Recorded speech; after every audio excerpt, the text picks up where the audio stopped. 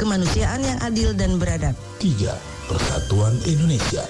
4. Kerakyatan yang dipimpin oleh hikmat kebijaksanaan dalam permusyawaratan perwakilan. 5. Keadilan sosial bagi seluruh rakyat Indonesia. Kanal informasi dan inspirasi 92,4 FM Pro 1 RRI Palembang.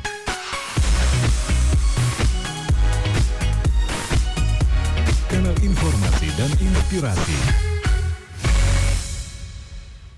Pendengar, kami ajak Anda untuk menyimak dialog interaktif tanggap bencana mengenai ancaman bencana hidrometeorologi dan tata kelola lingkungan hidup di Kota Palembang yang akan dibawakan oleh rekan saya Nova Ariana bersama narasumber yang akan berbincang-bincang menyapa Anda, Direktur Eksekutif Walhi Sumsel Yuli Usman dan juga Dr. Yen Rizal MSI, Pakar Komunikasi Lingkungan UIN Raden Fatah Palembang. Segera saja kita ikuti dialog interaktif tanggap bencana, ancaman bencana hidrometeorologi dan tata kelola lingkungan hidup di Kota Palembang langsung dari kantor Walhi Sumsel. Bencana bisa datang kapan saja, tanpa aba-aba, tanpa kompromi. Hanya ketanggapan dan kesiapsiagaan yang menyelamatkan. Kita gali solusi, kita jaga keselamatan. Inilah Dialog Tanggap Bencana bersama RRI Palembang. Dialog Tanggap Bencana. Ya, Tata, langsung dari kantor Walhi Sumatera Selatan, Wahana Lingkungan Hidup, kita akan menyiarkan secara langsung ancaman bencana hidrometeorologi dan tata kelola lingkungan hidup di Kota Palembang. Nah, untuk itu sudah hadir narasumber kita, 2 narasumber yang ada di lokasi kantor Walhi Sumatera Selatan ini. Kita sapa dulu yang paling ujung dengan Dr. Yen Rizal selaku akademisi ya, pengamat lingkungan di Sumatera Selatan. Selamat pagi Bung Yen Rizal. Boleh dipegang mic-nya? Biar kedengeran suaranya. Ya, selamat pagi. Selamat pagi, Pak. Pagi. Baik, saya panggilnya lebih enak panggil Bung aja ya, Bung Yen Rizal. Boleh. Baik, kita akan membahas tuntas nanti tentang hidrometeorologi. Fokusnya kita ke wilayah Kota Palembang. Terus berikutnya sudah ada yang baru meraih gelar MH. Ya, baik. Direktur Eksekutif Wahana Lingkungan Walhi Sumatera Selatan, Bang Yuli Usman, SHMH. Sekarang sudah saya. Ya, boleh pegang, Bang? Ya. Ya. Selamat pagi, Bang Yuli Usman. Selamat pagi, Mbak Nova. Ya, apa kabar? Alhamdulillah sehat. Sehat selalu ya. Sehat selalu. Ya, nanti kita akan bahas 1 jam ke depan karena ini sepertinya masih lemah ini. Kita masih agak lemes ini. Nanti kita akan bagaimana bencana hidrometeorologi di Sumatera Selatan, termasuk apa yang menyebabkan bencana hidrometeorologi dan seberapa besar Sumatera Selatan menyumbang dampak dari bencana hidrometeorologi ini sendiri. Karena meskipun Kota Palembang berada jauh dari wilayah yang alam yang tidak bersifat kebencanaan, namun dampak hidrometeorologi juga akan ada di wilayah Kota Palembang seperti itu. Nah, baiklah. Sebelum kita membahas lebih jauh tentang bencana hidrometeorologi di wilayah Kota Palembang ini, siapa dulu yang mau menjelaskan? Sebenarnya hidrometeorologi itu seperti apa ini, Bang? Mungkin ke pakar akademisi dulu ini, ke Bang Yen Rizal ini. Ya, baik. Terima kasih Mbak atas waktunya. Ya, mungkin langsung saja kalau bicara hidrometeorologi kan, itu kan sebetulnya bencana yang lebih dominan ya disebabkan karena perubahan suhu ya atau iklim gitu ya, lebih dominan kepada situ. Tetapi semuanya juga kenapa itu terjadi berpulang kepada aktivitas atau perilaku yang dilakukan oleh manusia gitu. Jadi bisa dikatakan bencana yang disebabkan, kalau saya mengatakan bencana yang disebabkan oleh ulah manusia juga gitu kan. Karena pangkalnya dari situ gitu kan. Walaupun bentuknya lah semacam perubahan suhu, perubahan iklim dan sebagainya gitu kan. Nah, contoh-contohnya kan banyak nih gitu ya, kalau di yang sering terjadi misalnya ketika musim hujan terjadi banjir gitu, tanah longsor, kekeringan, kebakaran hutan, ya semuanya bagian dari itulah. Bencana-bencana yang lebih dominan disebabkan oleh sikap, perilaku atau tingkah kita manusia juga gitu, yang kemudian menyebabkan efek di mana-mana. Itu secara konsepnya begitu sih. Meskipun Palembang katakanlah kita jauh dari industri ya, tidak ada industri yang signifikan terjadi di Kota Palembang, namun dampaknya juga ada di Kota Palembang ya. Ya, banjir. Banjir Banjir tapi kan. genangan itu katanya, Bang. Ya, mau genangan atau apa, yang jelas banjir itu kan air sudah melebihi batasnya gitu. Ada yang namanya banjir bandang. Kalau banjir bandang iya yang datang dari atas gitu. Tapi ada banjirnya karena luapan begitu kan. Seperti ini karena tata kelola ruang, tata ruang dan sebagainya, drainase yang tidak baik gitu kan. Nah, itu kan semuanya menyebabkan bencana-bencana gitu. Nah, banjir adalah salah satunya. Tetap merugikan masyarakat ya pada intinya ya banjir ya. Ya, dan juga kan kalau bicara bencana kan tidak bisa parsial, Mbak. Iya. Misalnya kan artinya kalau penyebabnya misalnya di sini, ya kan, ya bukan berarti yang di sini saja yang kena gitu kan, enggak gitu kan, seluruhnya bakal kena gitu kan. Misalnya kebakaran hutan, kebakarannya di sono tapi asapnya kan ke sini. Ya. Iya, makanya seluruhnya sebenarnya berkaitan gitu, Bang. Berkaitan ya, bencana hidrometeorologi terkait dengan cuaca ekstrim ya, adanya lambatnya perubahan iklim seperti itu. Nah, Bang Yuliusman, kalau bicara berbagai pihak menyatakan secara global ini menyatakan bahwa dunia lambat menangani perubahan iklim.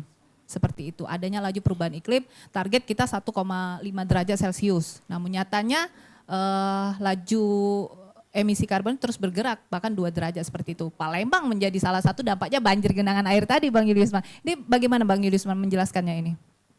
Iya, topik kita pagi ini kan membahas soal ancaman ya, ancaman bencana. Hidrometeorologi. Hidrometeorologi artinya apa? Kesadaran terhadap dampak yang disebabkan bencana itu kan dia masih bersifat reaksioner, artinya tidak tidak menjadi satu kesadaran semua, terutama di level pengambil kebijakan, dalam hal ini pemerintah. Nah, kaitan dengan pertanyaan Mbak Nova tadi bahwa laju perubahan iklim terus terjadi, kemudian apa upaya atau mitigasi yang dilakukan oleh pemerintah terhadap situasi itu, kan itu pertanyaannya. Nah, sekarang ini memang semua dunia, bukan hanya misalnya Indonesia, apalagi misalnya di level tapak Kota Palembang, semua sudah merasakan, tapi memang kesadaran terhadap fenomena ini yang kemudian itu dianggap hal yang biasa. Dan diperparah lagi sebenarnya tindakan atau program-program yang mengarah kepada bagaimana mengurangi atau memitigasi kebencanaan itu yang dia tidak termanifestasi dalam program yang dilakukan oleh pemerintah, khususnya di Kota Palembang misalnya. Kota Palembang apa itu Bang? Kalau kita bicara Palembang sendiri, Palembang program kan, apa? Macam-macam. Yang paling krusial ini Bang. Hal yang paling krusial sebenarnya itu kan sudah juga kita tidak ada industri tapi di Palembang. Betul. Industri itu kan tidak besar ya, tidak signifikan. Industri itu kan salah satu yang menjadi objek pemicu gitu ya. Pemicu. Ya. Nah, tetapi kemudian kita melihat konteks industri itu kan bukan dia secara fisik misalnya dia berdiri. Yang kemudian bisa kita lihat, tetapi juga yang mesti kita sadarin itu kan apa yang sebenarnya yang terjadi di Kota Palembang. Yeah. Nah, tadi juga sudah disinggung oleh Pak Yen bahwa Palembang itu kan langganan. Dalam paling tidak kita bisa lihat di dalam 2 fase. Di musim penghujan kita kebanjiran, kemudian di musim kemarau juga kita ribut soal asap atau kebakaran hutan dan lahan.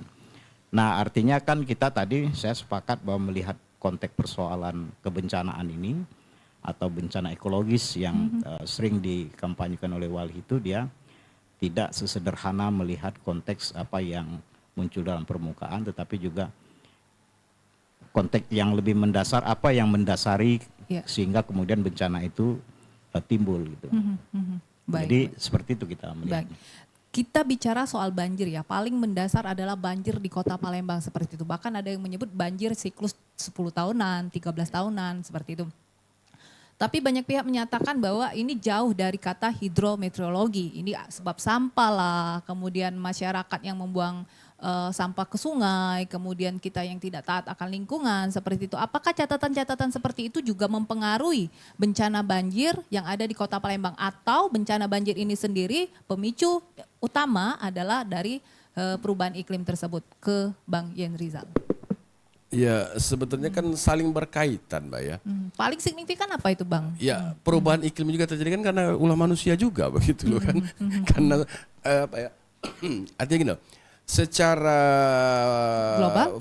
fundamental sebetulnya alam ini kan sudah punya keseimbangan gitu loh kan. Nah di sini hutan, di sini laut, di sini sungai, di sini rawa kan sudah ada ekosistem yang seimbang gitu yang diatur gitu. Nah kemudian kan manusialah dengan berbagai program gitu kegiatan yang kemudian merusak tatanan itu begitu loh, sehingga terjadilah perubahan iklim, ya kan gitu.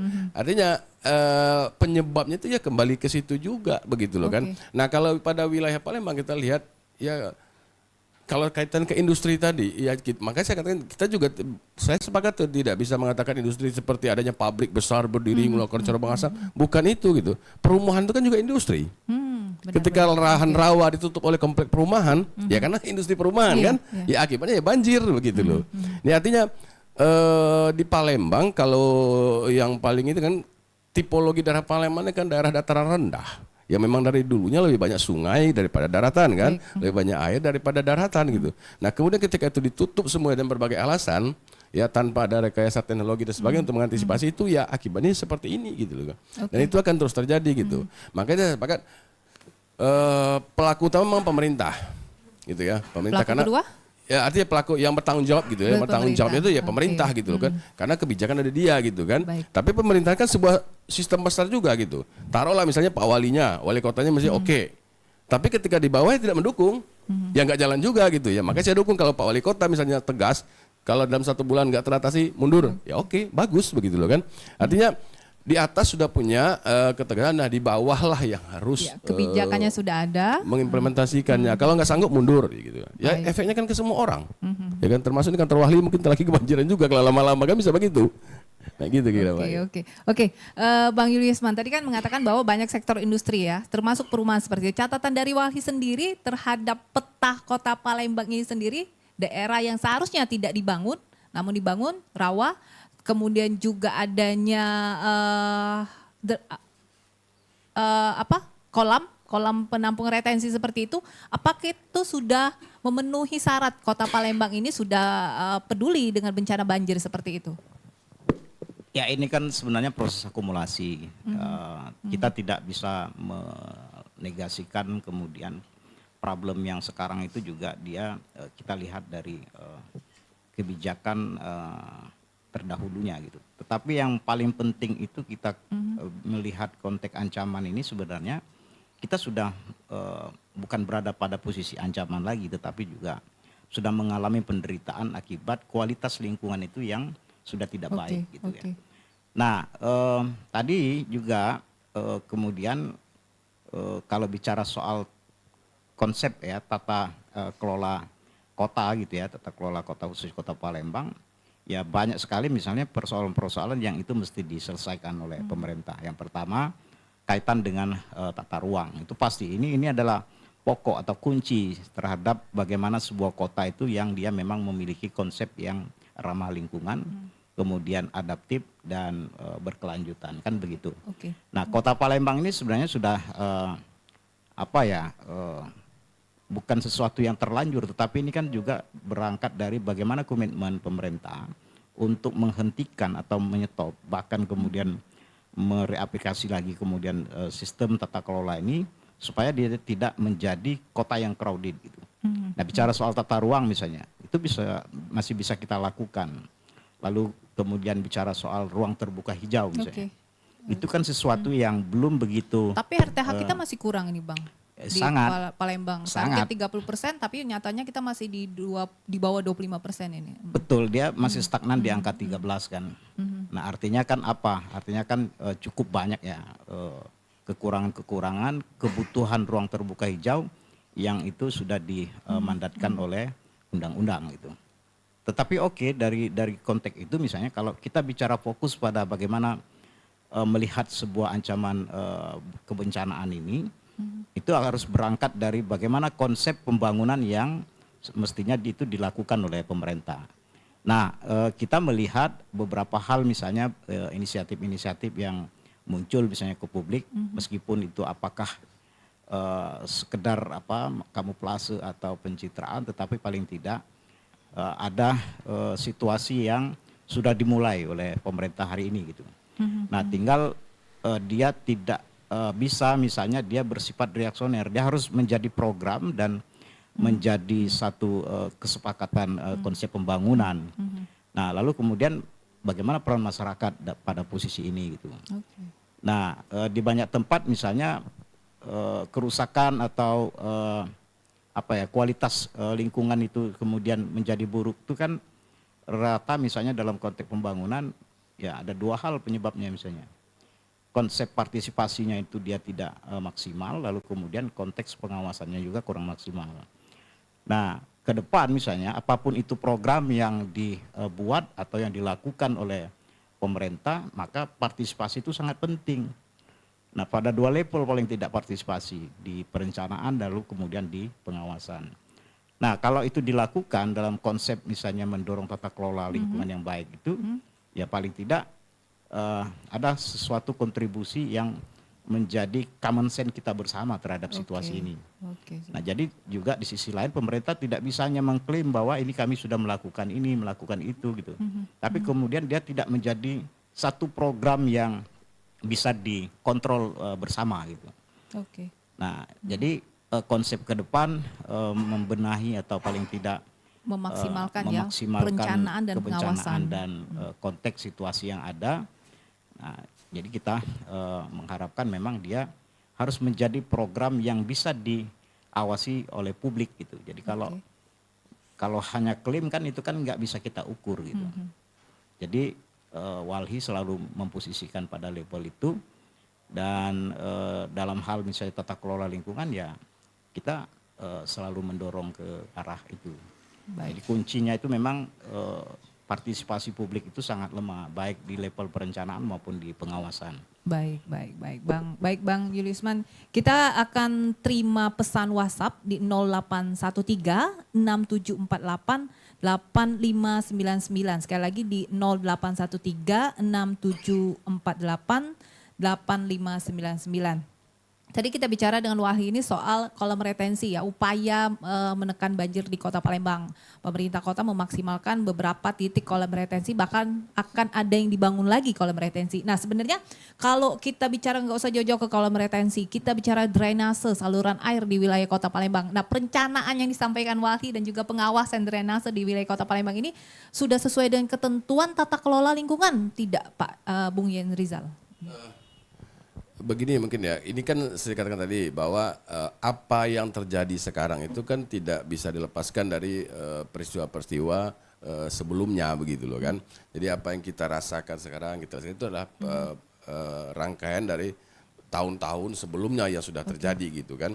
Nah, saya tidak mengatakan apakah secara teknis kolam drainase itu bermasalah atau bagaimana, secara itu tentu pihak teknis yang paham ya. Tetapi yang jelas sekarang kita melihat fenomenanya seperti itu gitu loh kan. Adanya kolam drainase tersebut ternyata tidak sanggup gitu lah, dia tidak mampu ya atau mungkin secara posisi menampung tumpahan air atau genangan yang sudah sangat banyak gitu ya. Nah, oleh karena itulah saya melihatnya begini ya, ini ibaratkan kita kalau ibaratkan orang sakit gigi lah gitu ya. Jadi ada obat yang harus diberikan yang untuk menghilangkan rasa sakit saat itu gitu ya. Itu obat penghilang sakit. Tetapi ada juga obat yang diberikan itu mencabut gigi itu sendiri gitu sebagai akar masalahnya gitu.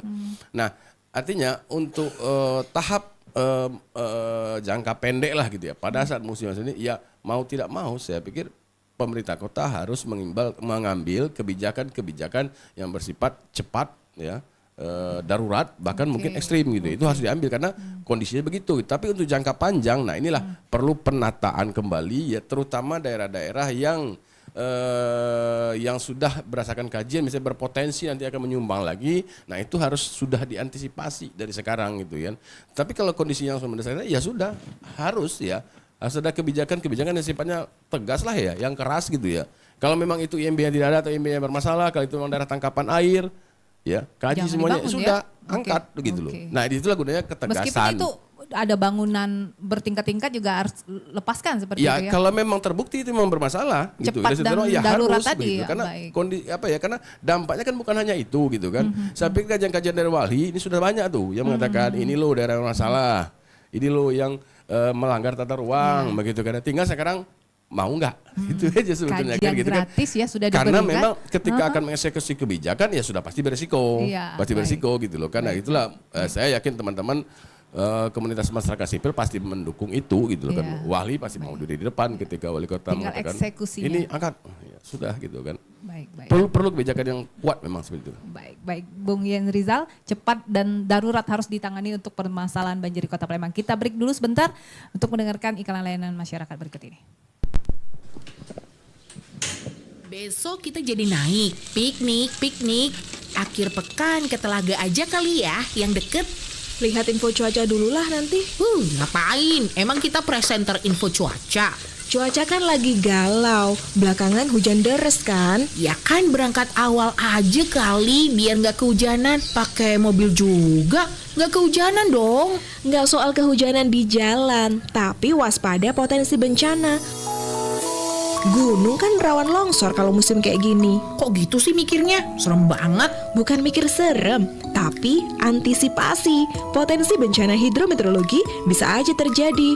Tunda piknik ke pegunungan, daerah pantai, dan gak usah mancing di kali.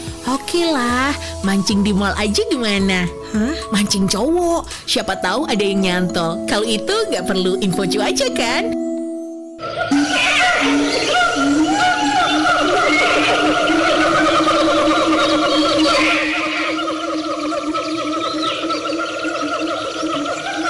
Bayangkan jika mereka hilang dari permukaan bumi, rantai makanan akan terputus, keseimbangan alam akan pupus, pelestarian alam tak akan terurus, hingga setiap sudut bumi menjadi tandus.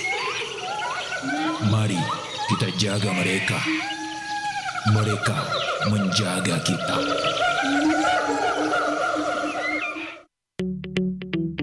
RRI Digital dengan tampilan baru, berbagai konten kolaborasi dari berbagai program nasional, termasuk siaran visual langsung, siaran radio langsung, daftar putar musik, podcast, berita video, dan berbagai fitur interaksi pengguna dalam permainan. Berbagai konten menarik seperti suka, komentar, dan berbagi, serta obrolan langsung dengan penyiar dan pengguna.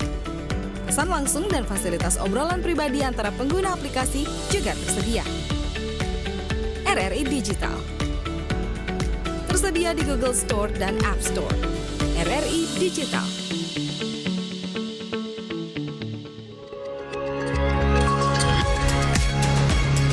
Anda masih bersama Dialog Tanggap Bencana RRI Palembang.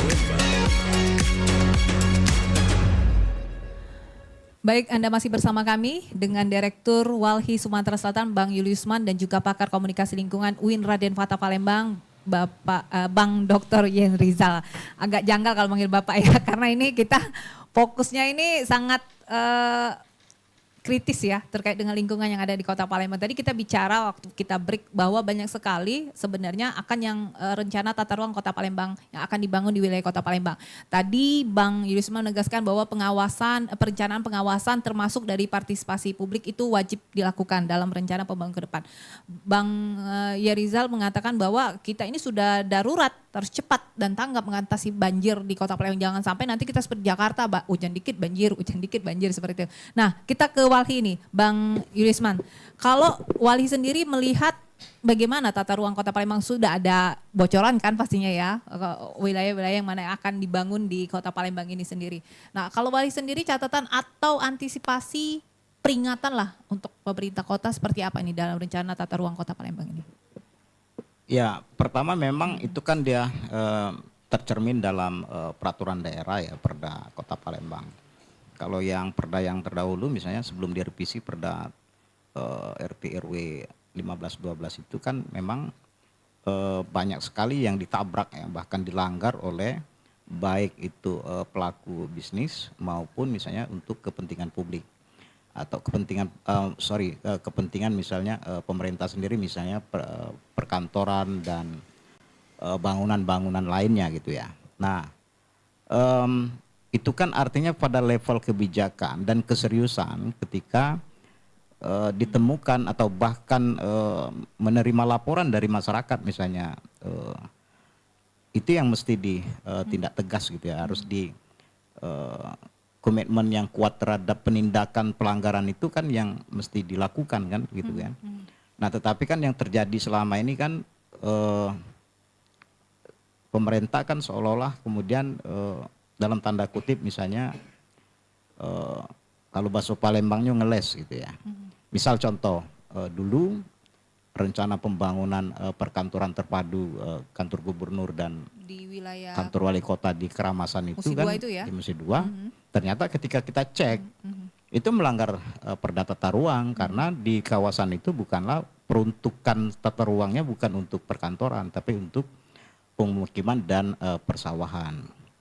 Nah, dalam konsep perjalanan kemudian kita gugat dan meskipun misalnya tidak lanjut kasusnya tapi kemudian karena itu menyalahi dan DPR kemudian tidak mengetuk anggarannya sehingga sampai sekarang dia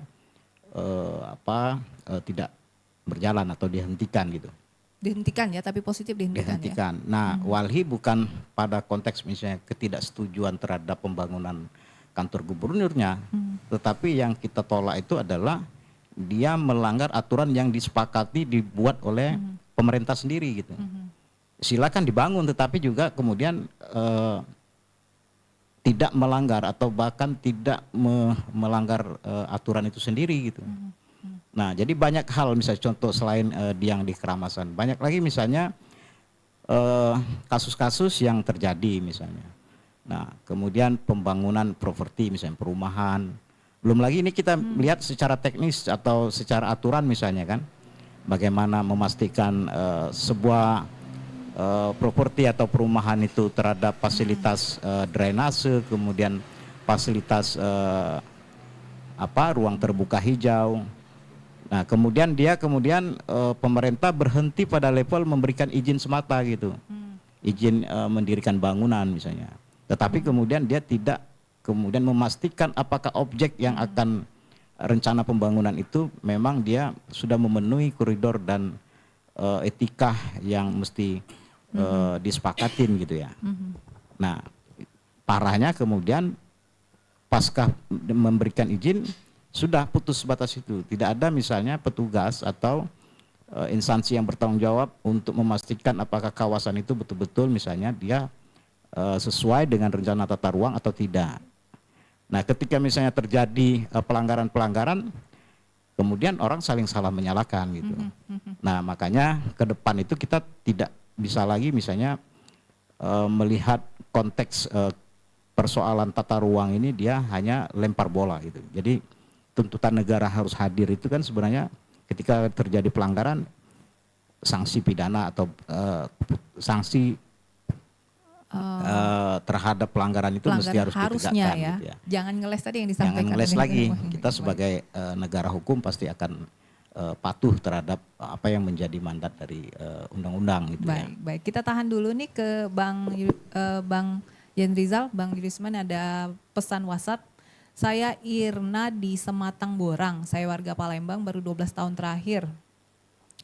Dulu diakui perumahan yang dia tinggal itu merupakan rawa-rawa. Tapi kan kami warga membeli perumahan. Kami kira setelah dijual berarti sesuai peraturan pemerintah. Mungkin setelah menjual ada kesalahan dari pembelinya. Kenapa lahan yang dibeli ini banjir ternyata seperti itu. Apakah kami warga juga salah menjual mungkin dengan lahan yang potensi banjir seperti itu. Ada Roman di Kalidoni. Pantauan kami setiap tahun air Sungai Musi sepertinya terus meningkat. Daerah kami yang dulunya tidak banjir sekarang jadi banjir. Nah, juga ada komentar di YouTube, live chat YouTube kita. Pak, apakah perbedaan efektivitas sebelum dan sesudah adanya perubahan tata ruang kota? Adakah perbedaannya seperti itu ya? Ini banyak sekali nih komentar-komentar ini. Semuanya terkait dengan tata kelola dan pembangunan perkotaan di Palembang nih.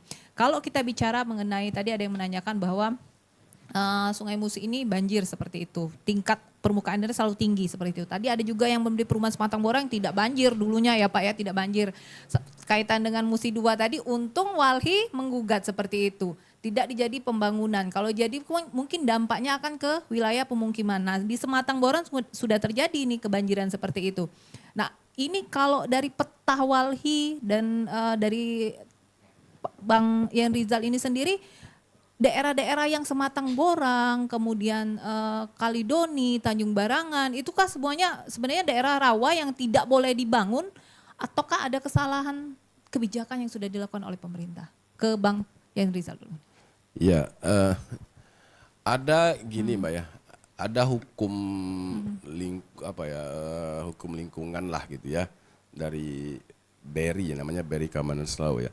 Salah satunya mengatakan gitu, alam itu tahu yang terbaik untuk dia, gitu kan. Kemudian air akan mengalir kepada wilayah yang terendah dari tempatnya, dan kemudian tidak ada makan siang gratis, gitu loh kan. Seperti itu, gitu loh kan. Artinya memang ini sudah kita tidak bisa melawan fenomena alam itu, gitu loh kan. Tidak bisa gitu, apalagi bicara air, ya nggak bisa, memang dia pasti mencari. Gitu, gitu. Ya? Nah pasti begitu gitu loh kan, dan itulah yang saya katakan tadi hukum keseimbangan tadi. Nah seharusnya kan manusia ya, yang kita inilah yang kemudian beradaptasi ya dengan keseimbangan yang sudah ada pada alam itu gitu. Jangan dilawan gitu loh kan. Kalau dilawan ya tidak akan bisa gitu. Nah bagaimana mau melawan alam seperti apa? Pasti efeknya akan timbul juga gitu loh. Nah ini yang terjadi di kita sekarang gitu. Nah kita tidak bisa menyalahkan satu pihak saja, karena semuanya sama gitu loh. Saling berkaitan seluruhnya gitu. Nah karena itu memang pemerintah memang pada level pengambil kebijakan yang berhak mengatur, berhak mengambil tindakan gitu loh kan. Itulah gunanya pemerintah ya kan. Kan kita memilih mereka kan untuk mengatur ini nih. Maka diberi kewenangan lah untuk bikin ini, bikin tata ruang dan sebagainya, mengawasi dan seterusnya gitu loh kan. Nah, tetapi pemerintah juga kan tidak bisa berdiri sendiri juga gitu. Butuh juga partisipasi masyarakat begitu loh. Nah, karena itu kalau saya melihatnya sih dari pemerintah itu harus punya kebijakan yang kuat, transparan gitu. Coba misalnya kan sekarang kan eranya medsos nih. Apalagi Pak Wali kan sering tuh di medsos ya gitu.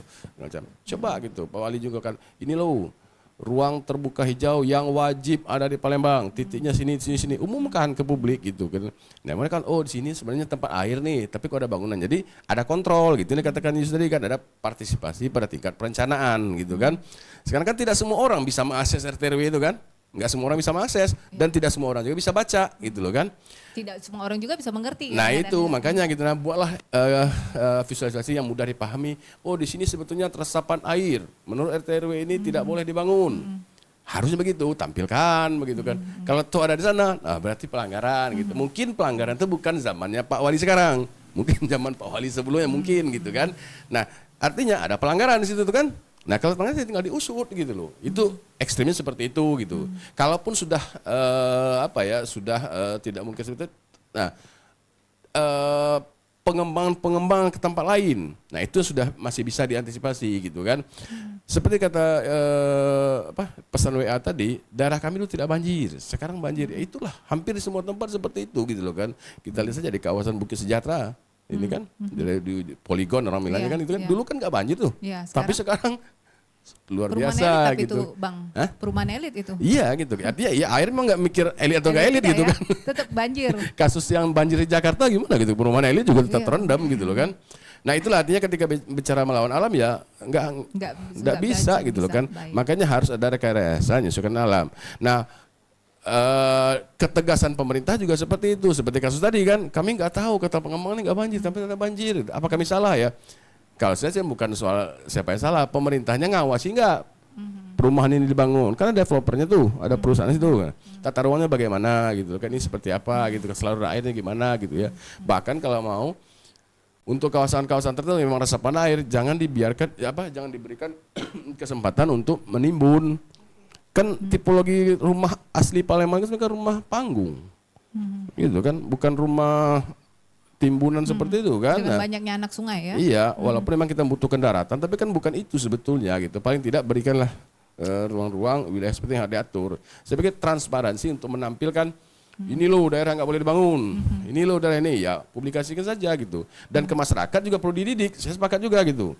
Kesadaran masyarakatnya juga rendah gitu. Nah, medsos juga nggak ada apa-apa kan, misalnya Pak Wali misalnya atau Julius misalnya kan membuat gerakan, memviralkan siapa yang buang sampah sembarangan. Kan suka tuh diam-diam ceplok ke situ kan, diam ceplok ke situ kan. Ya sudah, kalau mana seperti itu tindak aja gitu. Memang salah gitu kan seperti itu. Kan artinya perlu pendidikan kepada masyarakat untuk patuh ya, untuk disiplin. Tempat membuang sampah di sini, bukan di pinggir jalan misalnya kan. Nah itu kan butuh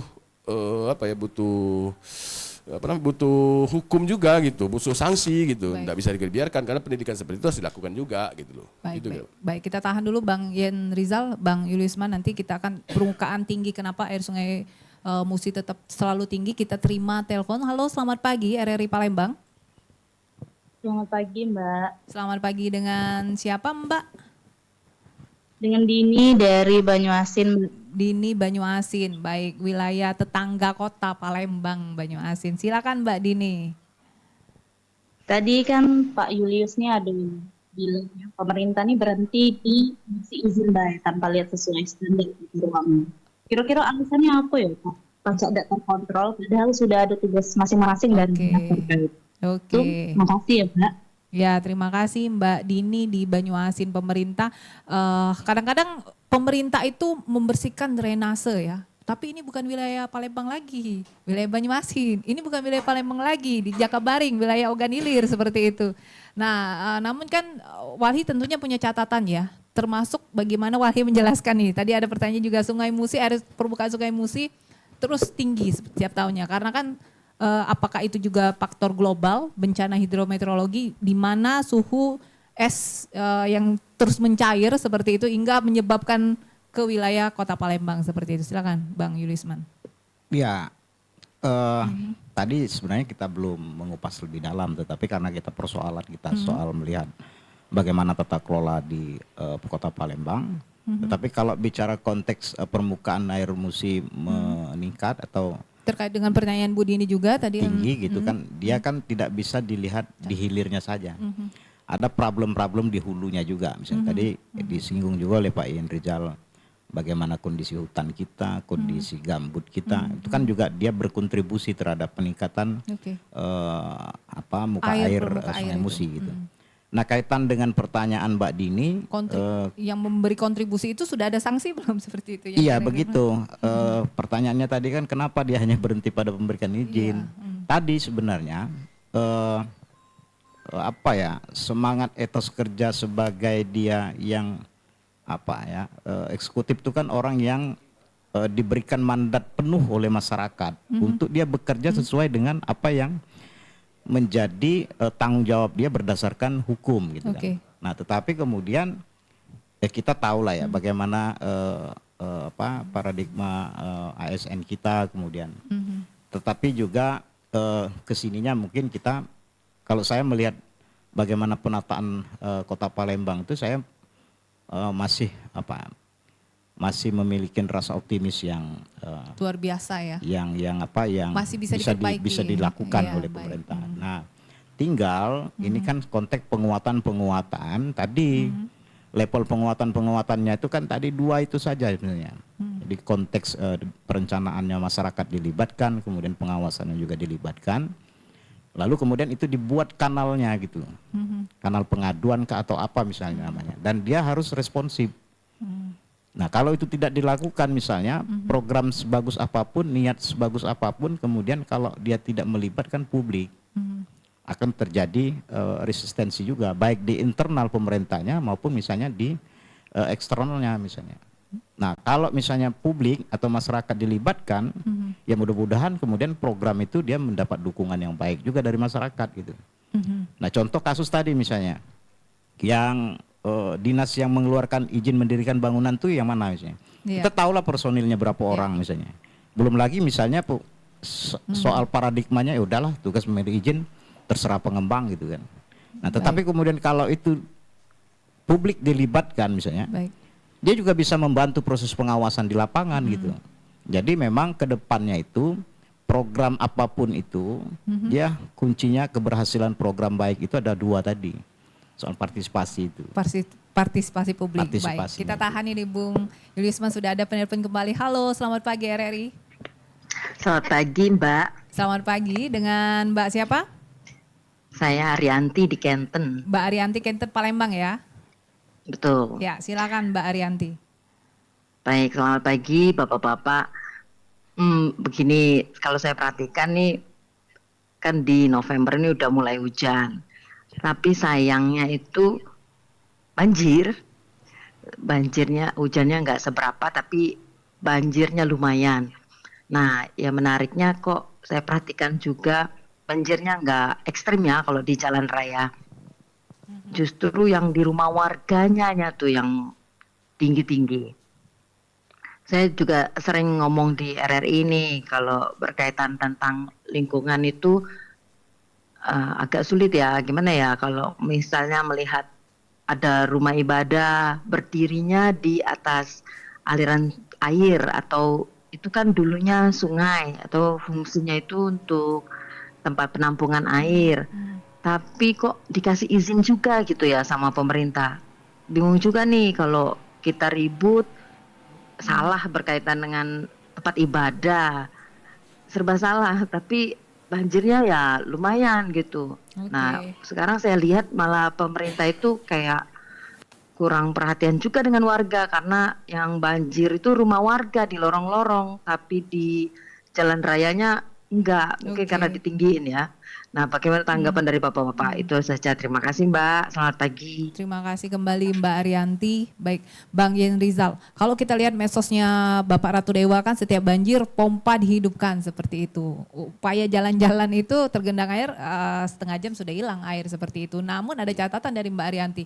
Beberapa daerah yang tidak terpantau itu airnya masih tinggi. Terutama daerah kawasan Sekip. Bahkan beberapa titik seperti Sebatang Bora yang sebutkan Kalidoni. Kemudian Tanjung Barang yang tidak pernah terjadi banjir seperti itu. Perumahan elit pun ikut banjir. Ini catatan apa yang ingin Bang Yen Rizal sampaikan ini? Ya, itu yang saya katakan tadi ya, ibarat orang sakit gigi tadi gitu kan. Obatnya kurang. Pompa itu kan untuk penghilang sakitnya. Saat itu ya selesai gitu loh kan. Tapi kan tidak mencabut akar masalah gitu loh kan. Nah, itu memang diperlukan. Ketika darurat rumah kita kebanjiran, intinya air ini keluar dulu, yang masuk gitu kan. Nah, itulah gunanya pompa gitu kan. Tapi untuk jangka panjang, nah di sini tadi perlu tata ruang yang jelas, transparansi, disampaikan ke publik, kita awasi bersama-sama. Nah, kita bicara misalnya kayak komunikasi lingkungan, kalau saya bicara komunikasi lingkungan ya seperti itu gitu. Gimana partisipasi publik itu muncul dan pemerintah kemudian mengkampanyekan ke masyarakat, masyarakat memberikan tanggapan. Kalau sekarang kan cenderung walaupun ada komunikasi dari pemerintah, tapi kan masyarakat tidak memberikan tanggapan. Bisa banyak hal ya, bisa pertama karena tidak mau tahu, bisa juga karena merasa itu urusan pemerintah, bisa juga karena tidak paham. Gitu loh kan. Artinya masyarakat Palembang apatis dengan banjir yang sudah terjadi. Ya, artinya ada rutin seperti ini. Enggak, bukan apatis, maksudnya ada kemungkinan yang bisa terjadi seperti itu gitu kan. Bisa juga mungkin karena apatis, ya udahlah, bagilah setiap tahun ya sudah gitu loh kan. Tapi kan kita bicara jangka panjang ini kan bisa terus terjadi gitu lah. Karena itulah pada daerah-daerah yang sudah dikatakan crowded ya, sudah terlanjur gitu loh kan, ya memang dibutuhkan kebijakan yang lebih ekstrim.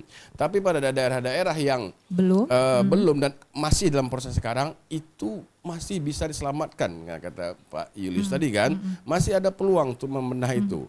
Contoh yang paling konkret misalnya kan, apakah setiap jalan-jalan baru yang dibangun itu atau perumahan yang baru dibangun itu konsisten nggak bikin saluran air? Iya kan banyak tuh jalan-jalan pinggirnya nggak punya got. Kalaupun ada dulu mungkin ditimbun. Nah ini kan ketika hujan ya sudah kebanjiran kemana-mana gitu kan. Nah artinya orientasi pembangunan kita ini memang sudah berorientasi pada keseimbangan lingkungan hidup gitu loh kan. Termasuk pemerintah kalau mau ngecor jalan, pertimbangkan gotnya berapa meter, di mana gotnya gitu. Ya kalau sekedar ngecor ya ngecor aja gitu loh kan. Nah termasuk juga persoalan rumah ibadah tadi, apapun itulah gitu. Kita bukan menentang pembangunan gitu, bahwa tidak boleh dibangun ini, enggak gitu ya. Karena masyarakat butuh, ya publik juga butuh gitu loh kan. Tetapi kan ada tipologi-tipologi tertentu yang kalau kondisinya seperti ini, ya nggak mungkin lo begini gitu. Ada cara begini gitu. Nah disitulah peran pemerintah mengaturnya gitu kan. Dan medsos yang kemudian mengawalnya gitu loh kan. Wah, karena kan nggak mungkin terawasi semua.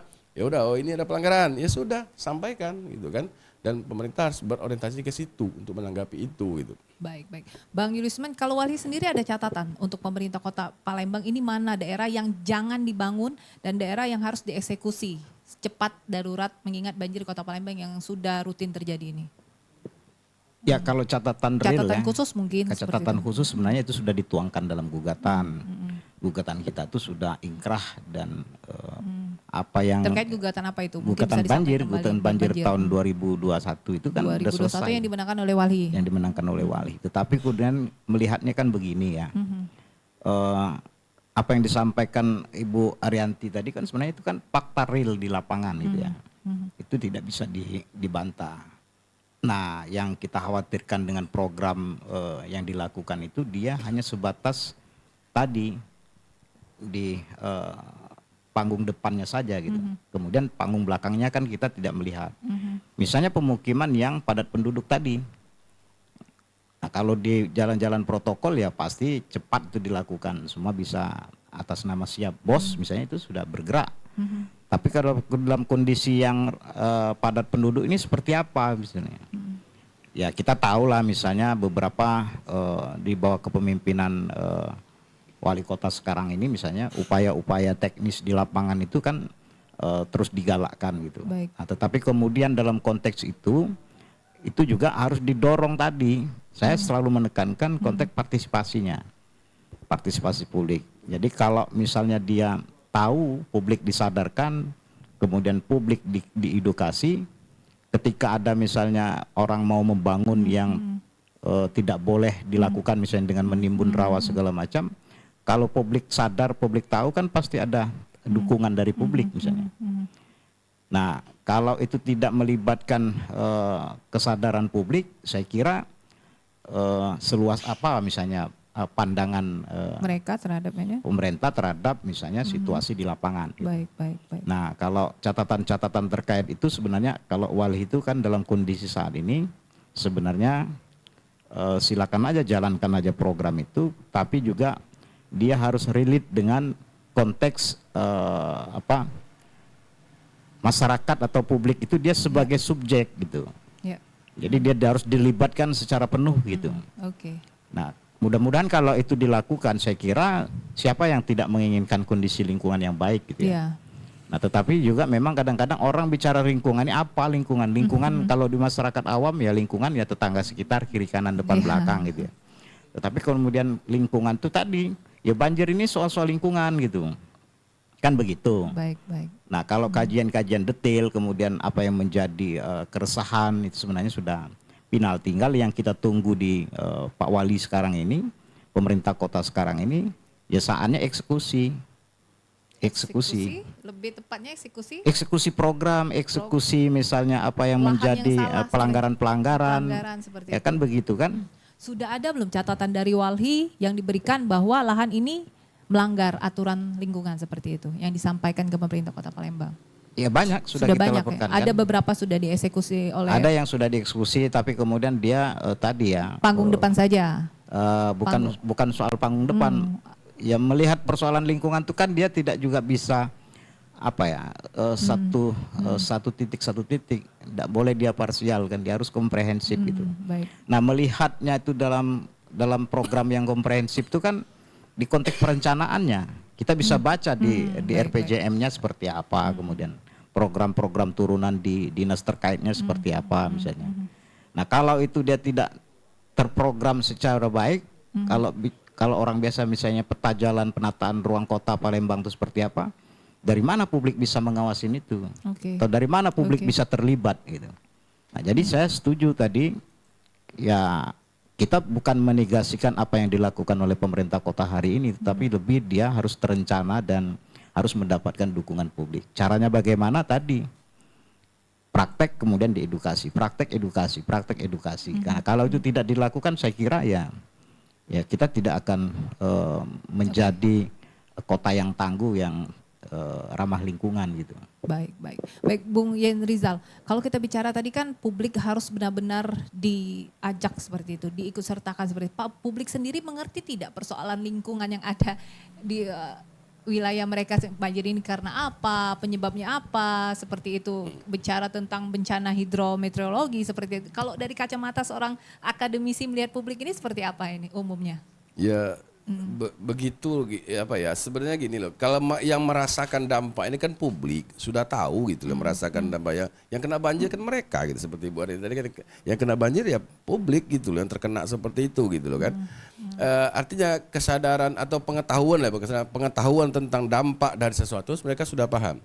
Nah cuman kemudian untuk mendorong, untuk membangun bahwa mereka ikut partisipasi, nah ini yang butuh kerja keras, butuh kerja ekstra, termasuk kekuatan punishment ya, sanksi hukuman terhadap yang melanggar. Kita tidak bisa lah kalau publik memang melanggar ya harus dihukum gitu loh kan. Kan kita sama-sama nih gitu loh kan. Saya dulu pernah ngobrol sama Pak mantan wali kota kita ya, Pak Harno dulu ya. Kan dulu paling rajin tuh beliau keliling sungai-sungai gitu kan, pembersihan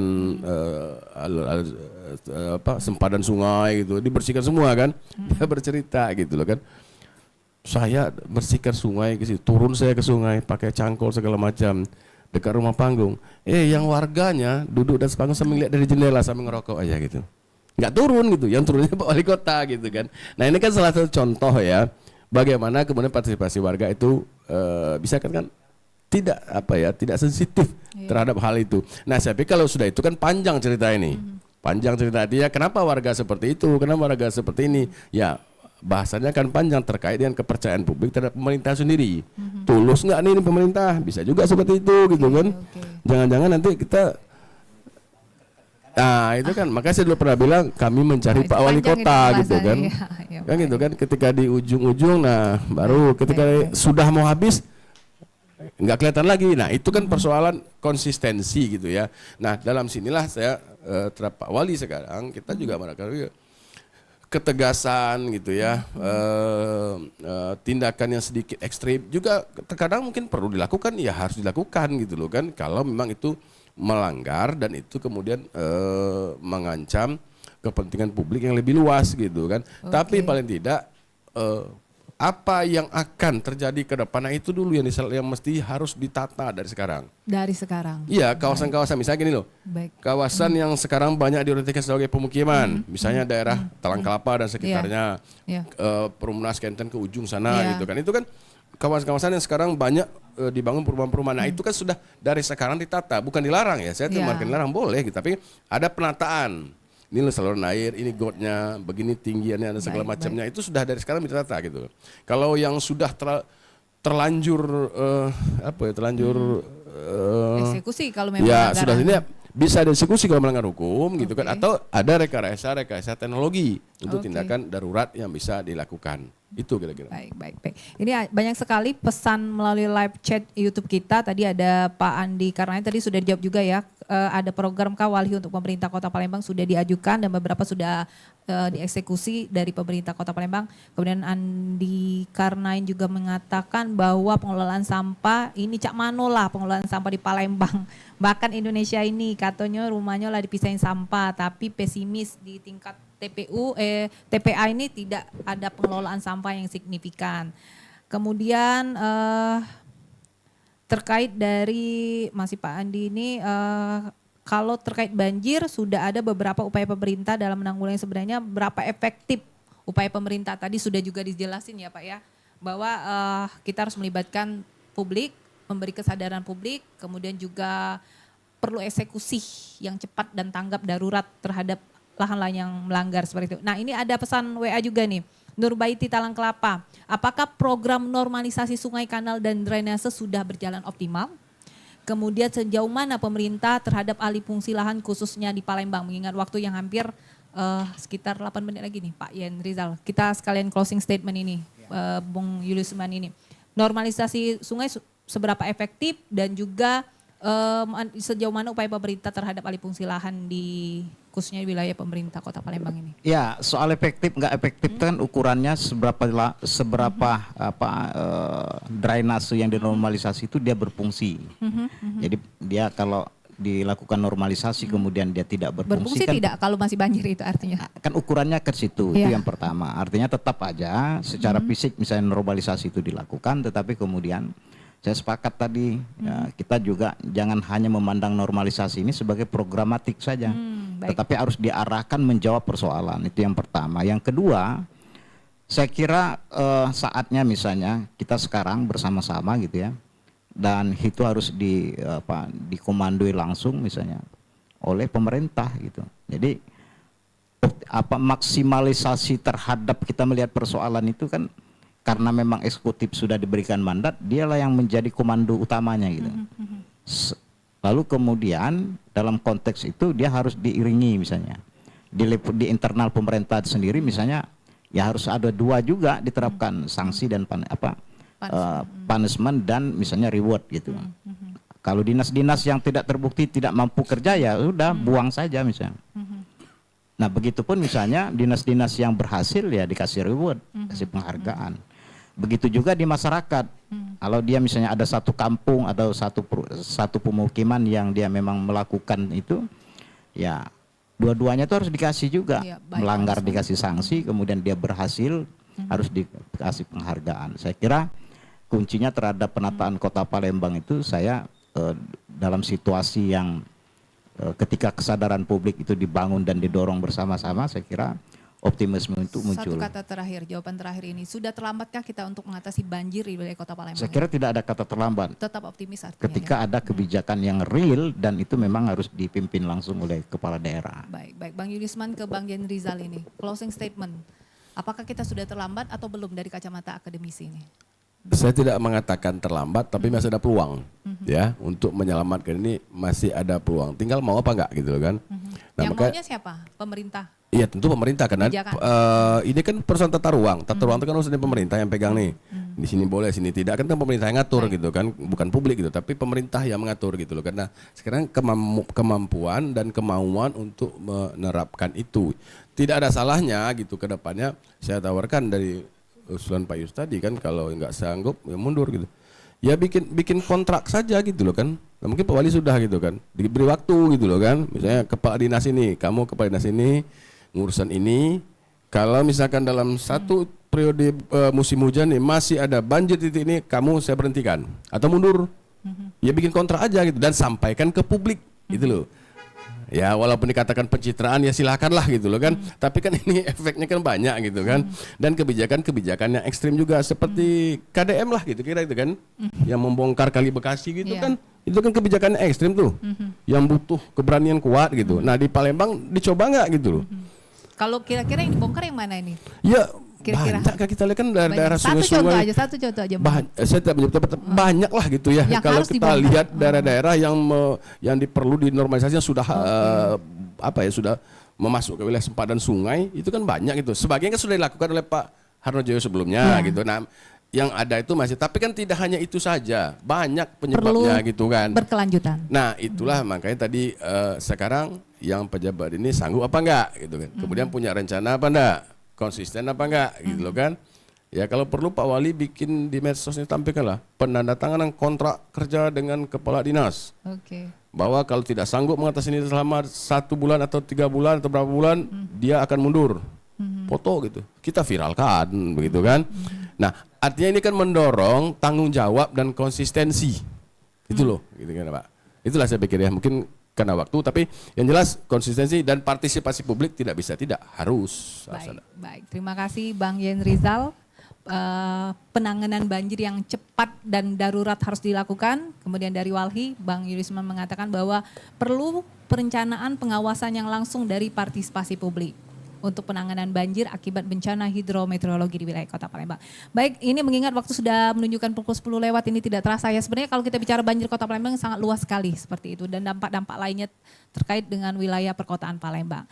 Atas nama kerabat kerja yang bertugas, saya Nova Ariana dengan pengarah acara Asriana dan rekan yang bertugas langsung dari kantor Walhi Sumatera Selatan, mengucapkan terima kasih atas perhatian Anda. Selamat pagi, wassalamualaikum warahmatullahi wabarakatuh. Demikian dialog tanggap bencana RRI Palembang.